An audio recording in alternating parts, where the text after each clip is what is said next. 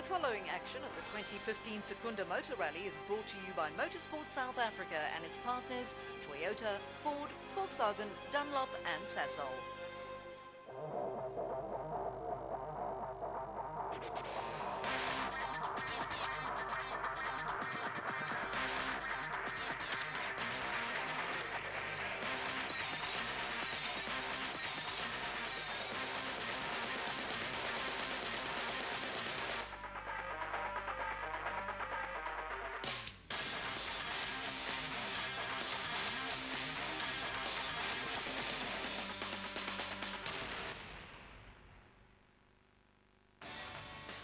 The first ever Secunda Motor Rally took place on the 15th and 16th of May this year as round 3 in the South African National Rally Championship. But those are just the bare-bone facts. The reality is that this event turned out to be more spectacular and better attended than many expected. So much so that it's already being hailed as an example for organisers of other similar events. But be that as it may, the fact remains that the Secunda Motor Rally supplied the crews in the South African National Rally Championship with a stunning backdrop against which they could paint their various pictures of the event. And despite the stark and wintry landscape, the crews managed to fill the canvas with their technicolor tales of hope and despair. Tales with as many twists and unexpected turns as the well-prepared stages of the rally itself. But before we get tucked into those stories, here's a bit of background info. The Secunda Motor Rally was a collaborative effort between the South African National Rally Commission and a bunch of highly motivated and enthusiastic farmers and businessmen from Secunda. With a ceremonial start at the Graceland Casino, many of the stages prepared by transport and plant hire company Ricky B, and the finish at the stunning Lake Umuzi complex, the rally became more than just a motorsport event. It was a showpiece for the entire Secunda. From scrutineering, which took place at Secunda Toyota, all the way to the stages on Kwesi van der Merwe's property, the spectacular stages at Tabatage Bricks, and the show-stopping start at Jori's farm. The entire rally was run to perfection, with the Secunda Bulletin printing an excellent guide for the great spectating crowd. But that's a bit about the Secunda backdrop. And here are the players in Class S1600, South Africa's premier rally class for front-wheel drive machines with engines of 1600cc. This is a highly competitive class of racing with a plethora of fast crews competing for the spoils. Last year it was Guy Bottrell and Simon Vasey-Lyle who walked the championship in their locally built Yato Toyota Etios. But so far this year they found the going tough, managing only a third place on round 1. That event was won by Paul Franken and Henry Kern in their managed to supported Volkswagen Polo, who followed up with a second place on the Sasol Rally, round 2 of the season. Matthew Vasey-Lyle in the Fragram Toyota Etios has also had a solid season so far, with a second place in Durban and a third on the Sasol.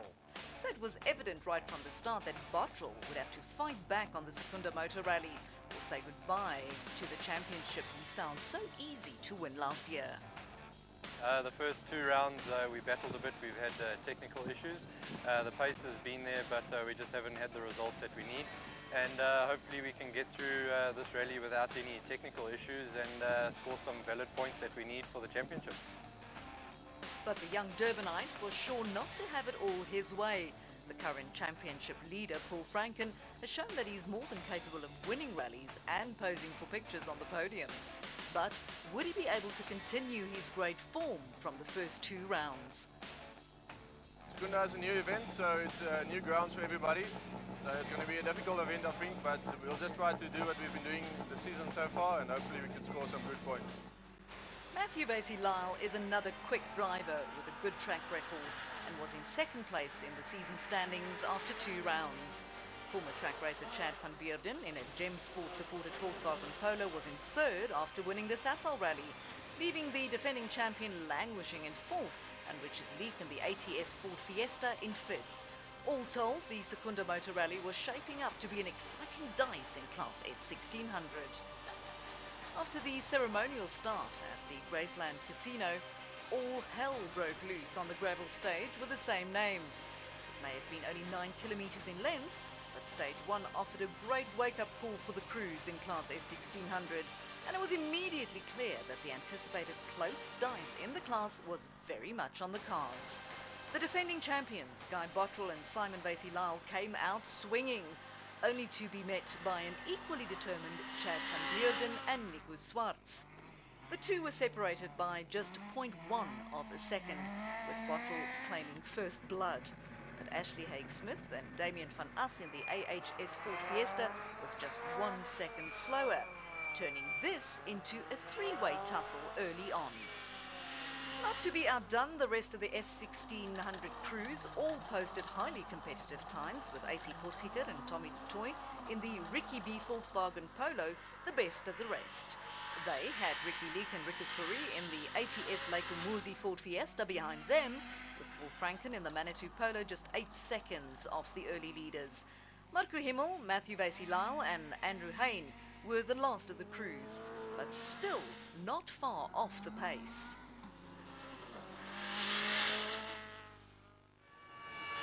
So by the time the crews reached the first Dunlop service opportunity, it was neck and neck at the top of the standings, with a massive crews queuing up to capitalise on any mistakes by the leaders.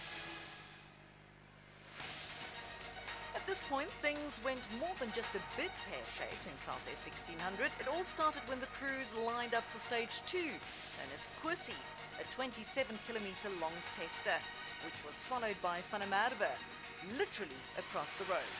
The latter was just 7.37 kilometres in length, but the two were run without service in between and wreaked havoc with the S1600 field. First to falter was the young pretender to the crown, Paul Franken. His Manitou Volkswagen Polo cried more than enough when a conrod departed from the crankshaft, punching a neat hole in the side of the car's engine block. Franken and Kern had no option but to retire, taking at least some of the heat off the defending champions. Things got even easier for Bottrell a moment later, as Chad van Beerden's Gem Sport Volkswagen Polo started overheating. With temperatures soaring to 110 degrees, the driver had no alternative but to lift off the loud pedal, literally giving time away to Bottrell. At least van Beerden, whose car had a temperature sensor problem, had a good excuse. For the young Namibian Marco Himmel, partnered by Francis Schoenby in another Volkswagen Polo, things ended not so much with a bang, but a splutter. The pair ran out of fuel in Stage 2, bowing out of the event with anything but flair. In the meantime, Ashley Haig-Smith in the AHS Fiesta, AC Potgieter in the Ricky B Polo, and Richard Leek in the ATS Lake Umuzi Fiesta all posted good stage times. But the man of the moment was undoubtedly Guy Bottrell, who steadily built a lead over the first 3 stages. The young Yatu driver was clearly back in the groove, and with his nearest challenger faltering, a good finish was on the cards. With all that said, Bottrell's lead after 3 stages was still only 12 seconds, proof of that close dice we mentioned earlier. Haig-Smith was now in 3rd, with Potgieter in 4th, and Leek taking the last spot in the top 5, but still only 31 seconds behind Bottrell. After the morning stages, it was time for the crews to lick their wounds in the Dunlop Service Park at Lake Umuzi, a safe haven for most of them. For rally leader Bottrell, however, there were some niggles to report, and these were possibly harbingers of worse to come. But we've got a computer problem. I can't get off the line, the car just dies, and our flat shift is cutting on the straight line in all the places it shouldn't do. So we're battling a bit with the computer, but we've got a 45-minute service, and hopefully we can try and rectify some of the problems. But Chad's right on us, and yeah, we just trying to keep the car on the road and get some valuable points for the end of the day. The next loop of stages in the Secunda Motor Rally were again both run on the farmland of Kwesi van der Merwe. First up was a second charge through what was Stage 2, now serving as Stage 4. This was followed by a super special stage known as the Van der Merwe Super Special, where 2 cars took to the stage at the same time, competing in interchanging lanes. Set as the sun started dipping towards the horizon, these 2 stages offered some of the most spectacular vistas of the sport that we've had in a long time. Not that the crews took any time to admire the sunset. With service behind them, most of the niggles were sorted, including the errant temperature sensor in Van Beerden's Polo. The youngster picked up the pace immediately, posted a stunning time of 9 minutes 18 seconds on stage 4, some 16 seconds faster than Ashley Haig-Smith in the AHS Ford Fiesta. Van Beurden was full of hope that his stage time would give him the lead, or at least make inroads into Bottrell's advantage, but it wasn't to be. The defending champions dug deep on stage 4 and came through in a time of 9 minutes 07, a full 11 seconds quicker than Van Beurden, cementing Bottrell at the top and deflating Van Beurden's hopes all in one fell swoop. Maybe this stinging performance played tricks on the mind of Van Beurden, or maybe he just had a momentary lapse in concentration. Whatever the reason, on the next stage he handed Bottrell more time on a silver platter by stopping short of the flying finish instead of continuing to the stop control. The Gem Sport Polo didn't break the timing beam at first, and Van Beurden lost another 5 seconds in the process. As for the rest of the field, stage 4 proved largely uneventful, though everyone lost significant time to Bottrell. The super special stage, at only 3.4 kilometers in length, offered significantly less opportunity to make or lose a lot of time, so most of the crews had a good run there. By the time the sun set, the dust had all but settled over day 1 of the Secunda Motor Rally, and with just one more stage to go, it was Bottrell who had a 27-second lead over Van Beurden. They were followed by Ashley Haig-Smith, just 13 seconds behind Van Beurden, and AC Potgieter a further 22 seconds back. Richard Leek was next, followed by Matthew Lyle in the Frogram Toyota Etios. By now it was getting pretty dark in Secunda, so the crews were offered an opportunity to return to the Dunlop Service Park at Lake Umuzi, where they fit lights for the last stage of the day. A short, sharp romp through the stage known as Lake Umuzi, stage 6 of the Secunda Motor Rally. With darkness enveloping the final stage of the day, there wasn't much opportunity to make up time. Survival was the name of the game here, and all the crews took it relatively easy. Bottrell again won the stage, and he was followed by AC Potgieter in the Ricky B Volkswagen, just 0.4 of a second slower. But in the end, the final stage had very little influence on the outcome, and the tired crews that finished the stage were just thankful that they had survived the day. After a long, dusty day in the saddle, it was Bottrell who ended day 1 with a lead of 34 seconds over Van Beurden. Haig-Smith was within striking distance, but still had to take care with Potgieter in 4th behind him. Leek himself was also poised to strike if any of the crews in front of him tripped up, so the close dice in Secunda was still on.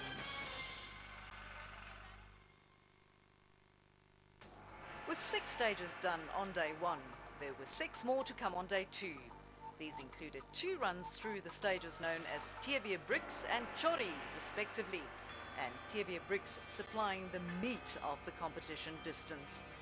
These were followed by another run through the stage at the Graceland Casino before the finale at the Lake Umuzi waterfront, a total of 106 kilometers of special stages, enough for absolutely anything to happen.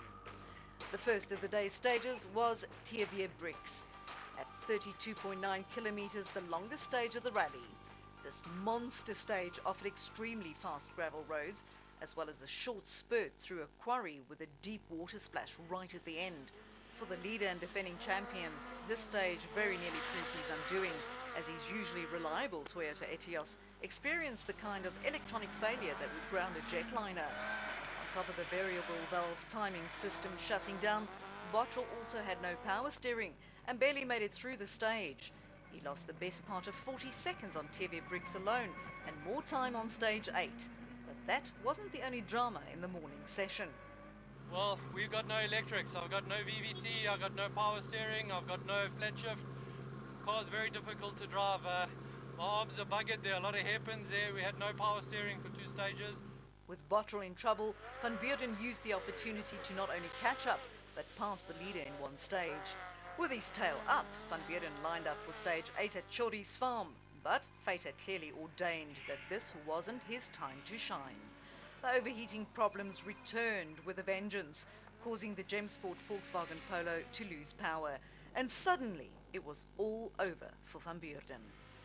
Meanwhile, it seemed as if the entire Class S1600 was hell-bent on destruction, as third gear in the transmission of AC Potgieter's Ricky B Volkswagen Polo failed, causing the youngster to hemorrhage time on both opening stages of day 2.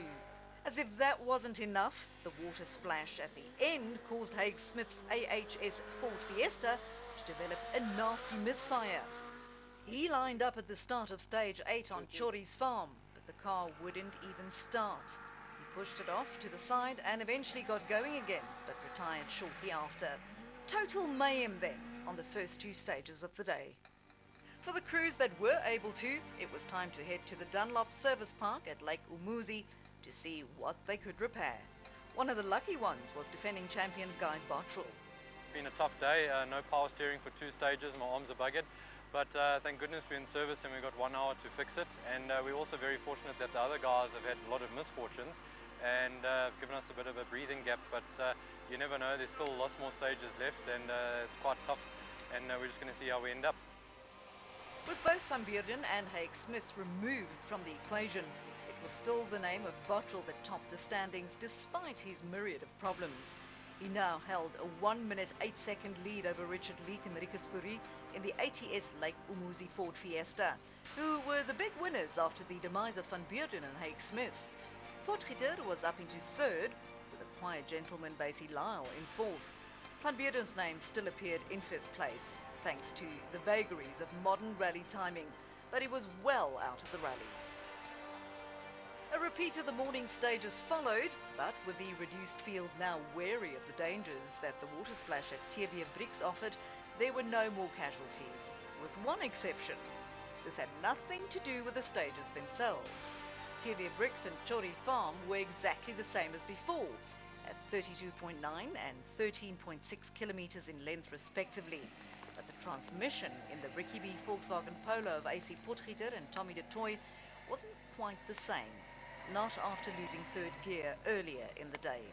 His crew had worked hard to install new gear sets at the service stop, but it just wasn't enough to keep the car going. So in stage 9 there was yet another retirement in Class S1600, this time from 3rd place in the standings. With Guy Bottrell's Yatsu Toyota Etios still not functioning at 100%, the young Durbanite was cautious through both stages. He posted a time some 9 seconds off the pace in stage 9 and 2 seconds slower in stage 10. Clearly not the Bottrell we've become used to, but sensible in the circumstances. This meant that Richard Leek in the ATS Lake Umuzi Ford Fiesta notched up another stage victory, as did Marco Himmel, competing under Super Rally regulations. Basie Lyle in the Program Toyota Etios lost some time in stage 9, but stuck with the front runners in stage 10. Ensuring that he didn't lose any ground in the overall standings. Yeah, it's been a bit tough battling a bit with the times, but we'll try harder in the next ones. And speaking of standings, this is how everything stacked up after the demise of Potgieter. Bottrell still had the lead, with Leek hanging on to 2nd place. Basie Lyle inherited 3rd thanks to a solid performance, with the intricacies of rally timing making up the remainder of the leaderboard. All that the S1600 crew still had to do was 2 more stages, repeated stages at that, with a total distance of only 12.7 kilometers. But the rally gods can be extremely cruel, and the results are never guaranteed until the final stage is complete. And even then, there is often still a sting in the tail. But before we get to the end of the Class S1600 Secunda Motor Rally, let's take a quick look at how things played out in Class S2000. These monster machines are the pinnacle of South African rallying and sport naturally aspirated engines of 2 litres coupled to 4-wheel drive and enough high-tech wizardry to justify their stellar price tags. The defending champions in this class are Leroy Poulter and navigator Albin Kutsia, campaign one of the 2 Castrol Team Toyota Yaris rally machines. Poulter hasn't been able to win an event in 2015 as yet, and arrived at the Secunda Motor Rally with high hopes. He was trailing former champions Mark Cronje and Robin Houghton in the Ford Performance Fiesta by a fair margin, despite holding on to 2nd place in the championship. But for Poulter, a win in Secunda was critical if he was to defend his title this year. And initially it looked as if he might just manage. His His times on the opening two stages of the rally were within sniffing distance of those posted by Cronje. But after pushing extremely hard on stage 2 and getting a puncture, followed by this unfortunate incident where the bonnet clipped on his Yaris, it saw Poulter drop out of contention, leaving Cronje to record a hat-trick of victories so far this season. But behind the flying Ford, a battle raged between Henk Latergan in the Sasol Racing Volkswagen and Castrol Team Toyota's Janil de Villiers. The pair traded blows throughout day one, with Latergan ending the day in second place, de Villiers some seconds back. Latergan extended his advantage on the opening stages of day two before self-destructing on stage 9 of the 12-stage event after destroying the rear suspension of his car. This promoted de Villiers and navigator Carolyn Swan to second, with Gugu Zulu and navigator Hilton Orfree in another Sasol Racing Volkswagen Polo slotting into third. This was Zulu's second podium finish in as many events.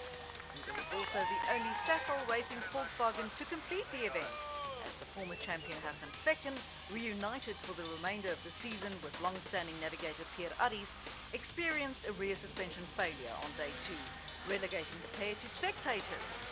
In the end, the defending champs managed to win every stage on day 2, with the result that Poulter and Pitseer bagged the points for 4th place, keeping their championship hopes only just alive for now.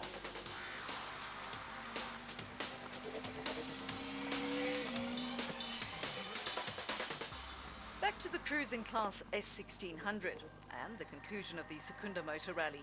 For them, it was stage 11 next, a second pass through the stage across the road from the Graceland Casino. At only 9 kilometers in length, this stage offered little opportunity to make up time, though things could still go very wrong, as Class S2000 driver Tiens Hubert found when he ended up in the reeds earlier in the stage. But for the Class S1600 crews, everything went fine, with Bottrell notching up another stage victory. Marco Himmel, competing under Super Rally regulations, was next quickest, but the important thing was that Richard Leek and Matthew Basie-Lyle both held station, driving sensibly towards the end of the rally.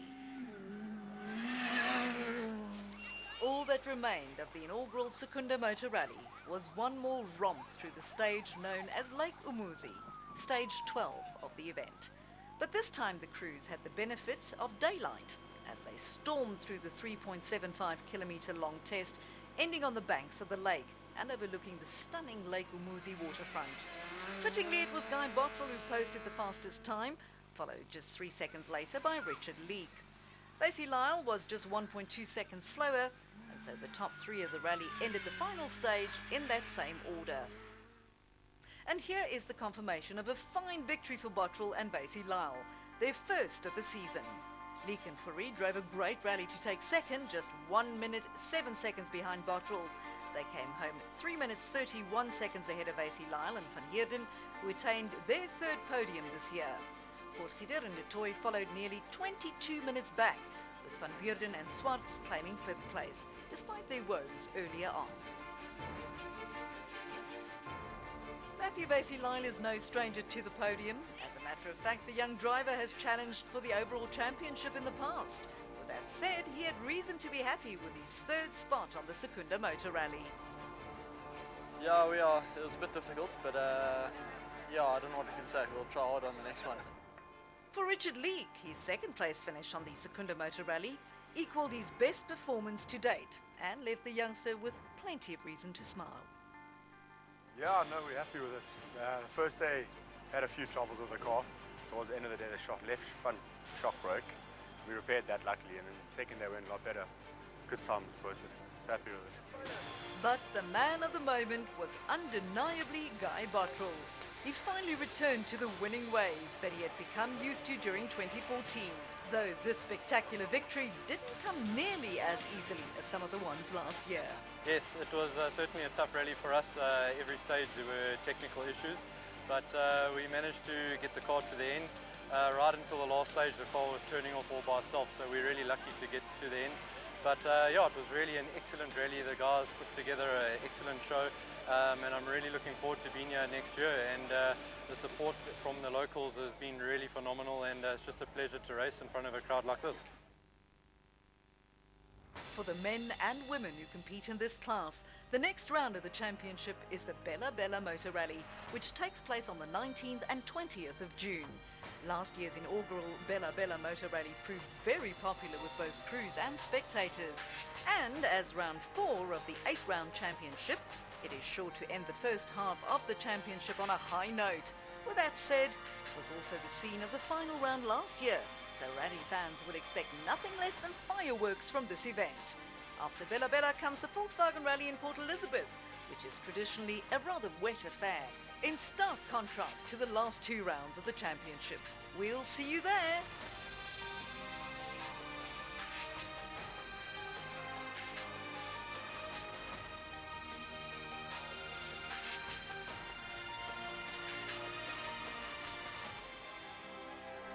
All the action from the 2015 Secunda Motor Rally was brought to you by Motorsport South Africa and its partners Toyota, Ford, Volkswagen, Sasol and Dunlop.